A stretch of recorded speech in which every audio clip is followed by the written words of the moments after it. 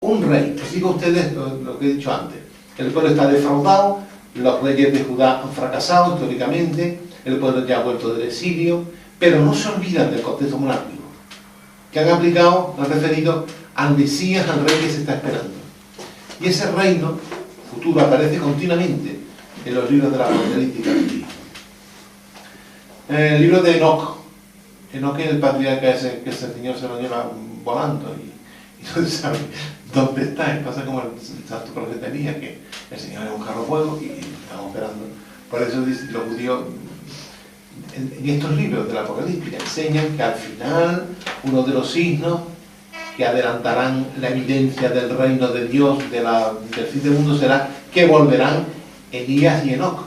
En el tiempo del Señor aquello está tan vivo, esa enseñanza, esa profecía, que continuamente le preguntan al Señor: ¿tú eres Elías?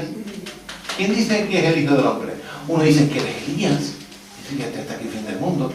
También lo confundieron con Juan Bautista. Juan Bautista era Elías, y el Señor mismo lo dice, Juan Bautista es Elías, y con tal que ustedes se conviertan en Elías, que ustedes quieran convertirse. Era Elías, sí, es Elías, usted convertirse. El tema del milenarismo es apasionante, porque después surge, el milenarismo cristiano es un versículo de San Juan, capítulo 20, versículo 21 del Apocalipsis. Ahí se describe un momento que será un momento intertemporal entre el mundo y el reino de Dios, el reino eterno, la eternidad, y habrá un periodo en el que habrá un reino real, social, político, de Cristo en el mundo. Desaparecen todos los poderes del mundo, todos los adversarios del Señor, todo será sometido. Y ahora, realmente en la tierra habrá un reino real, de Cristo y de los cristianos, que durará 1000 años, milenarismo. En griego se llama kiliasmo. Kilo es 1000, en griego kilos es 1000, pues kiliasmo, los 1000 años. El tema ese fue, en la Edad Media, todas las herejías picaron en él. Casi todas las herejías que fueron herejías a veces muy sociales en la Edad Media, ¿no? Por ejemplo, los pátaros, el patarismo en Italia, o en la parte de la llanura del Po, en Milán como centro, o los cátaros, los albigenses, igualmente, el Leonardo de Brescia, Arnoldo de Brescia, también saca el tema. El célebre, por supuesto, Savonarola también coge el tema otra vez del milenarismo. Era apasionante. Para el hombre medieval, eso de el reino real de Cristo en la tierra. 1000 años del reino de Cristo en la tierra. Que nosotros a veces, el Apocalipsis es un libro muy peligroso, por eso a veces el Apocalipsis dudó mucho de meterlo entre los libros canónicos. Hay cánones de la iglesia primitiva, la iglesia antigua, que no admitían el Apocalipsis como un peligro que es un loco y todo el Apocalipsis, y es capaz de eso, lo que hacen estos sectarios americanos, evangelistas, que traducen el fin del mundo todos los años una poca de veces, las amenazas, las plagas del Apocalipsis, los cuatro jinetes del Apocalipsis. Bueno, pues la Iglesia condenó el milenarismo. Hay esas cosas que a veces las paradojas de la Iglesia. Joaquín del Fiore, uno de los... ¿ustedes han visto la película, la novela del Nombre de la Rosa, de Lidio Soeco? Pues describe una iglesia muy tocada por ese mundo del profetismo milenarista, en ese periodo extraño del siglo XIV, cuando emergen los estados, y la iglesia tiene la inseguridad de reconocerse defendida, porque el papado está hecho una calamidad, ya está hecho una calamidad, aquella época los papas han hecho una miseria. Entonces, la conciencia de la iglesia de que ¿quién nos defiende? Si no hay reyes que nos defiendan. La iglesia se salvó muchas veces por los reyes. Por ejemplo, la iglesia nunca olvidó que Constantino le dio la paz a la iglesia. Terminó con las persecuciones. Y que Teodosio fue el que instaura la cristiandad como religión en el Imperio Romano, lo que iba a quedar del Imperio Romano, que iba a quedar poco tiempo. el concepto de Gran Basileus de Bizancio, ¿no? El concepto de Carlomagno, que salva a la Iglesia, y los otones, los emperadores otones que se presentan cuando Roma estaba, papado de Roma estaba prostituido por la familia de los Teofilatos y las Madosias y tal gente, y acaban con el siglo I, el emperador que dice, o sois papa como Dios manda, o voy a... Es un siglo apasionante, ¿verdad? Hay una historia, una historiografía del papa de aquella época, que escribe uno que era de la corte de los otones, se llama Liutprando de Cremona, y te cuenta las barbaridades que se hicieron en la Roma de los años, en torno al año 1000, el siglo X, el siglo de hierro. Hasta usted habla de eso, el concilio cadavérico, cuando se enteraron un papa, el papa Formoso, lo sentaron en el trono y lo juzgaron al cadáver. Y lo hicieron de papa, apestando a muerto, estaba todo gusonado, y lo hicieron de papa y le fueron quitando los ornamentos para decirlo, y finalmente lo arrastraron por Roma y lo echaron al Tíber. Así estaba Roma. Y entonces los otones, la casa de los otónidas que habían recuperado todo el ideal del centralismo carolingio, bajaron a Roma y dijeron, os ponéis como Dios manda a los papas. Y fue entonces cuando empieza poco después empieza la gran recuperación de la Iglesia con Hildebrando, que sería el Papa Gregorio VII, y los movimientos restaurador de Cluny, el monacato de Cluny, que fue una sanación para toda la Iglesia. Bien, pues en ese mundo todavía el milenarismo fascinaba. El reino de Cristo, los reinados de Cristo con los cristianos de Cristo. Curiosamente, por donde no se esperaba la Iglesia, vuelve a surgir el milenarismo en plena reforma protestante. ¿Ustedes recuerdan, van a hablar, las guerras anabaptistas? Hay una revolución social impresionante, porque lo que Lutero está predicando, Lutero y Melanchthon y Juan Bucero y esta gente, el pueblo lo está vulgarizando, y es un problema, porque Lutero, en el inicio de la protesta luterana, es una protesta de mucha altura religiosa. Lutero llega al trastorno a base de comentarios de la Carta de los Gálatas, de la Carta de los Romanos, y se implica mucho con la Casa de Sajonia, porque los electores están deseando quitarse en medio de los quintos y cosas.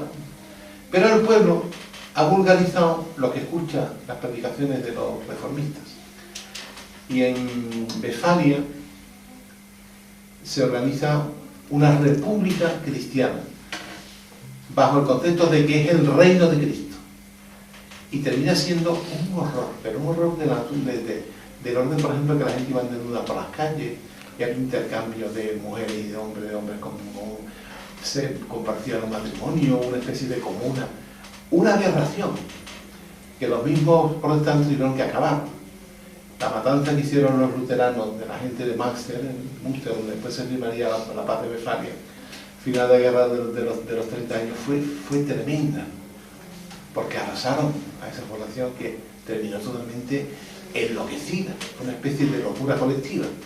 Y todo eso bajo el contexto de que estamos en el reino de Cristo, vivimos el reino de Cristo.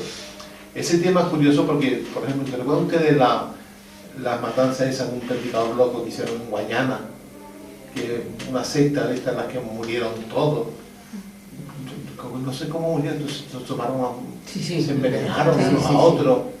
Bueno, pues era el mismo concepto, era un loco perdido que el reino de Cristo, el reino de Dios, el reino de no sé cuánto. Nosotros somos, yo soy el que, y al final terminaron descabalgados. El liberalismo, el tema el liberalismo finalmente lo condena. Es muy curioso porque es una época después de la era apostólica en la que toda la iglesia era liberalista. Todos creían que se iba a pasar. Tengan que puesto unos cuantos. Ustedes vean, ustedes si les nombran, les suenan los nombres, ¿no? Papías, uno de los escritores eclesiásticos más, por ejemplo, el que cuenta muchas cosas del apóstol San Juan, porque está muy vinculado a la secuencia del apóstol. Papía, San Policarpo de Esmirna, que fue otro de los que conoció, llegó a conocer al apóstol San Juan. Tertuliano, gran apologeta. San Hipólito de Roma, era cismático, pero era un gran teólogo. Bueno, pues toda esta gente todos eran milenaristas. Orígenes no. Orígenes es el gran cerebro de la Iglesia antigua. Tiene partes muy oscuras y partes que la Iglesia consideró heréticas y por eso no está canonizado. Pero el gran teólogo de la antigüedad es Orígenes. Orígenes no es milenarista. No acepta eso de que fuera a haber un reino real, material, histórico, mundano, de Cristo en la tierra con los cristianos. Porque ese es el concepto. Habrá un reino real, un reino político, social, de Cristo con los cristianos, 1000 años. Y después vendrá el juicio final. Pues el Papa Pío XII finalmente termina con el milenarismo. Es curioso porque, como les dije a ustedes, el milenarismo y cierta concepción política de la Iglesia vuelve a salir en la teología de la liberación, que fíjense ustedes, en el fondo es simplemente el haber hecho un trasvase de ideología marxista, conjugándola o concertándola con lugares, con temas, con conceptos de la Sagrada Escritura y de la teología cristiana. Cuando el Papa Pío XII termina con el milenarismo, dice: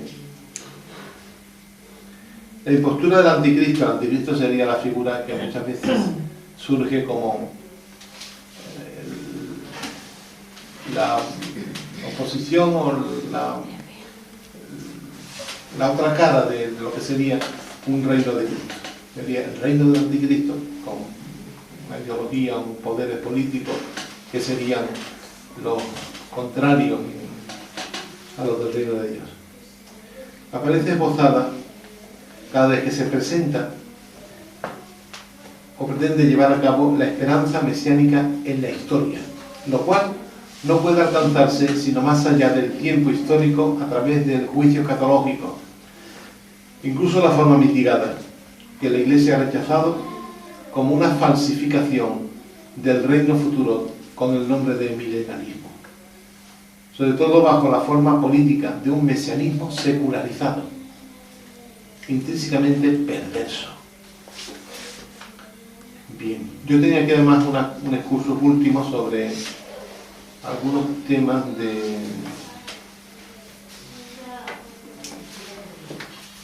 ceremonial, iconografía, pero esto ya están ya harto de irme. Curioso como, de hecho, la ceremonia de canonización real en muchos sitios fue un sacramental. ¿Saben ustedes lo que es un sacramental? Un sacramental son ritos que comunican la gracia ex opere operantis. Y son ritos que la Iglesia ha creado, no que ha creado Cristo. Cristo es el que hace los sacramentos, que son y surten efecto ex opere operato, por la virtud de lo que se hace y por la virtud del que ha creado el sacramento, que es Cristo el Señor. En cambio, los sacramentales son ritos creados por la Iglesia. Por ejemplo, la bendición de una campana, un sacramental. La bendición de las vírgenes que se consagran, la bendición de los abades, la bendición de, bueno, de hecho, todas las oraciones de la Iglesia que no son ritos de sacramentos son sacramentales. Incluso, propiamente, las oraciones también serían profesos sacramentales. Pues el rito de las coronaciones reales llegó a ser un sacramental, a veces envuelto incluso con la leyenda o casi no mitología, pero por ejemplo en Francia, ¿no? En Francia los reyes se consagran con la Santa Ampolla. ¿Qué es la Santa Ampolla? Pues un frasquito que se conservaba en la Catedral de Reims, en la que había óleo. ¿Qué óleo? El óleo que bajó del cielo, una paloma en el pico, cuando se bautizó Clodoveo y lo coronaron. Hombre, eso en la Edad Media se cree. Pero a medida que va el tiempo, y los mismos reyes sabían que eran los canónigos de reyes que cuando echaban un poquito de aceite más en la botella aquello, porque aquello se acababa. De vez en cuando rellenaban, daban un poquito de... Y es que nunca se acaba, nunca se agota. Eso es como la alcuza del profeta Elías y la viuda de Sarepta. La alcuza de aceite no se agotará, pues la santa ampolla nunca se agotaba. Y con ese óleo consagraban a los reyes y era una acción sagrada. Ustedes saben que la coronación de los emperadores, cuando la hacía el rey, cuando la hacía el papa, al emperador se le ungía y además se le vestía con ornamentos sagrados. Aquí en Sevilla está la capa pluvial que usaron en la coronación de Carlos V en Aquisgrán, que después la coronación papal fue mucho después en Bolonia, lo coronó en Bolonia el Papa Clemente VII. Pero en Aquisgrán la capa que le pusieron es esta que está aquí, estaba en la iglesia de Santiago, que no sé quién la regaló a la iglesia de Santiago. Carlos V tuvo 15 días para casarse con la iglesia de Portugal, pues dejó a uno del séquito, le dejó la capa de la coronación de Aquisgrán, y ahora está puesta en la catedral, una capa canónica. Con el olifrés tiene representado a los apóstoles y en el capillo se tiene representado la Asunción de la Virgen, con la coronación de la Virgen, el capillo. Bueno, pues en la ceremonia esa de entronización de los emperadores del Santo Imperio, el emperador en la misa de coronación cumple funciones de diácono. Lleva una estola puesta y reza el Evangelio, como los diáconos. Yo creo que esto todavía existe, porque el último que fue ungido fue este Francisco, el último emperador, que lo ponen cuando la crisis de las guerras napoleónicas. Y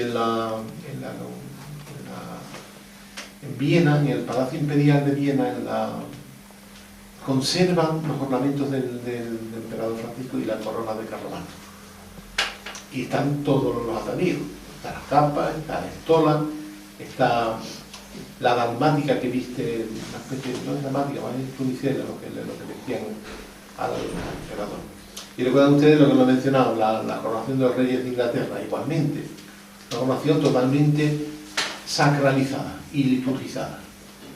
Eso los americanos no lo han perdido. Perdieron los sacramentos, pero lo de la coronación de la reina no. Los reyes no han perdido, lo hacen con un boato, una cosa que es sorprendente. Las cortes nuestras, sin embargo, los reyes eran proclamados, como David Salomón, que también aparece en la Iglesia, esa otra figura de coronación. El rey que es coronado, ungido y proclamado. Gran formas. También tiene aquí otra cosita sobre la iconografía, cómo va evolucionando. En las antiguas basílicas romanas, ustedes han estado en Roma, o conocen arte cristiano, las basílicas antiguas, el centro de visión de la basílica, que es unidireccional, la basílica tiene una sola dirección, se entra por la puerta y las mismas naves te van conduciendo al presbiterio donde está el altar. Y encima del altar lo que suele haber es una figura apocalíptica de Cristo Rey. No Cristo Rey como todos lo imaginamos ahora, con corona y cetro, sino Cristo Rey apocalíptico, el que viene sobre las nubes del cielo. En San Juan de Letrán, creo que es en Letrán, incluso está el Cristo que solamente se le ve hasta el pecho, lo demás son nubes. Y es como si estuviera emergiendo de las nubes la figura de Cristo, que es una cosa muy curiosa, porque es la ascensión al revés. ¿Ustedes han visto la pintura antigua de la ascensión? Hay una fotografía de la ascensión muy curiosa, en la que está la Virgen, orante en el centro, los apóstoles mirando al cielo, y del Señor solo se ven los pies. Porque dice el texto de San Marcos, dice, y lo vieron ascender hasta que una nube se lo quitó de la vista. Y se representa la ascensión como los apóstoles viendo lo último que se ve del Señor, que fueron los pies. Bueno, pues en los ábsides de la iglesia antigua, lo que se ve es Cristo que vuelve, y lo primero que se ve, ¿qué es? La cabeza. Sí, lo primero que se ve fueron los pies, lo primero que se va a ver del Señor va a ser su rostro, el rostro del Salvador. Y las iglesias, las basílicas romanas, tienen esa esa decoración, que es la más propia, la más genuina, más antigua de Cristo Rey. Y después sucede una cosa muy curiosa. La figura de Cristo Rey se va pareciendo cada vez más a la figura de los basileus de Bizancio, a los emperadores de Constantinopla. Entonces, se viste a Cristo con los atuendos imperiales. Esa iconografía todavía pervive en los iconos rusos y griegos. Muy frecuente que el Señor entronizado, vestido de sacerdote, con la corona de los emperadores, que se parece mucho a los gorros que llevan los obispos, los arzobispos, los popes de las iglesias bizantinas actuales, las iglesias ortodoxas. En nosotros en la iglesia, la figura más propia, más antigua es la del Pantocrátor, el que gobierna todo, que es una figura soberana, monárquica, real, de Cristo, sin corona. Lo que lleva Cristo en la cabeza es la aureola, que es el nimbo en forma de cruz, en la que se lee la palabra Zoon, el que es, la palabra reveladora del nombre de Dios en la zarza ardiente. Yo soy el que soy, pues Zoon, el que es, y el libro de la vida y Cristo bendiciendo. Y después sucede la desafortunada iconografía que nos ha llegado, que es la del... ¿Qué está aquí atrás?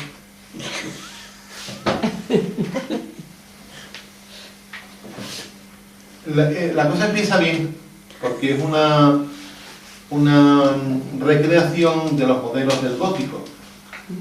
¿Ustedes recuerdan las catedrales góticas? La puerta principal, en el parte luz, suele haber una imagen de Cristo bendicente. En el segundo de Santiago de Compostela está, en el parte luz está puesto el apóstol, pero detrás está la escena del juicio final y es un Cristo coronado, lo que está en el centro, un Cristo Rey.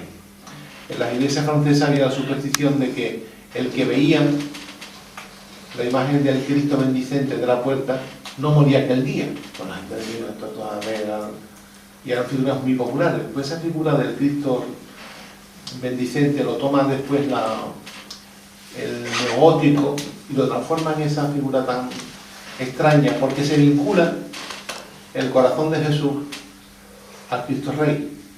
En la encíclica del Papa Pío XI se pide expresamente que se haga el día del Cristo Rey la consagración al género, al corazón de Jesús de todos los géneros humanos. Por cierto, que es una cosa muy curiosa, que eso se me ha pasado a decir a ustedes. Se cambió la consagración a Cristo Rey. La consagración de Cristo Rey, de que pide el Papa en la encíclica Las Primas, se hizo por el que la hizo, la oración, es León XIII. Y la imperó, la mandó a hacer a toda la iglesia que se rezase el Papa San Pío X. Y finalmente Pío XI hace que se vincule esa consagración a la fiesta de Cristo Rey. Dice...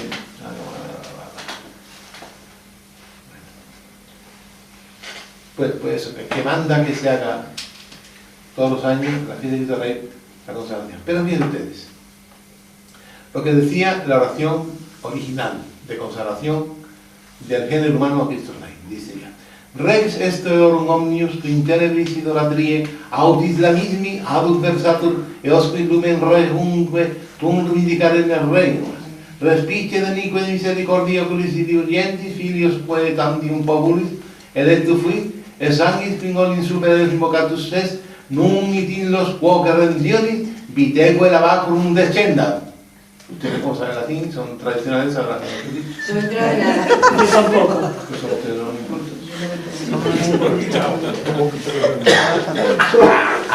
Algo suelto pillado. Sí, Darío Boico dice todo esto. Escuchen ustedes lo que decía, fíjense ustedes lo que decía la consagración.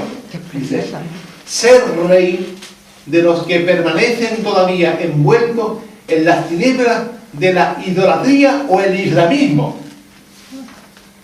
Dígnate a traerlos a todos a la luz de tu reino.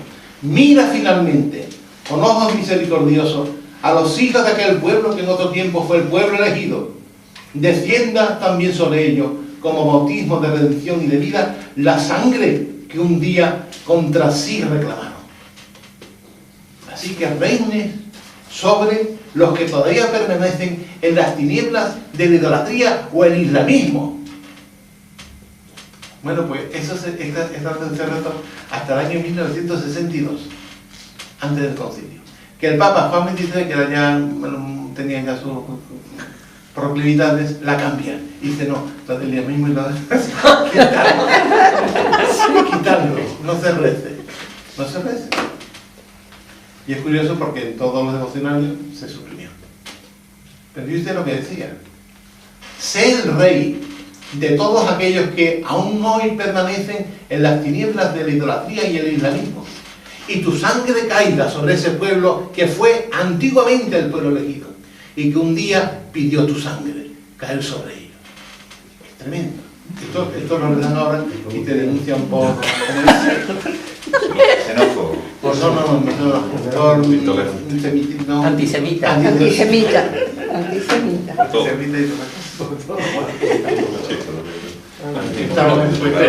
Pero para eso hay que saber latín. ¿Qué? Por eso se decía latín. Para que si no se enterara que... Para que no se enteraran ellos. Bien, pues yo pienso que ya termino porque ya he dicho muchas cosas y ustedes se han visto a su casa. Bien, ¿alguna pregunta, alguna aclaración, alguna cosa? Yo veré si contesto o no. A ver, yo quería comentar sobre los 1000 años del que habla Apocalipsis, que con el milenarismo se piensa en los 1000 años futuros, que también podría interpretarse así de los 1000 años de la Edad Media. Eso pienso yo que es una interpretación válida, posible. Es que además coincide con Pero es un reino total, no es parcial. Y la Edad Media es un hecho que es occidental. Y se habla de un reino absoluto. No quedará ningún poder en la tierra puesto a Cristo. Y será un reino total, absoluto. Todos se le someterán. Eso hay salmos que utilizan esa versículo con el responsorio. Te alabarán, Señor, todos los reyes de la tierra. Y la reina de Inglaterra, que es una reina, también. Y la reina de Suecia, que es una, también. Y el rey de Arabia Saudita, que también. Y los vietnamitas. Y el rey de Japón, que es sintoísta, también. ¿Entienden ustedes? Todos creen. El rey Juan Carlos, que no, también. Ay, güey. La Concepción. Está bien. No, se conceptúa, el milenarismo es una cosa muy seria, porque es que se creen, se toman como una profecía real que sucede en el versículo ese del capítulo 20 del Apocalipsis. Pero, Un reino real. Antes de una especie de, bueno, que esto acabe bien, no ya en la eternidad, sino aquí en la tierra. Que el reino de Dios sea una cosa efectiva. Vamos a poner 1000 años para que esto se pueda... que acabe la historia. el milenarismo como tal está condenado, pero el milenarismo mitigado también. Eso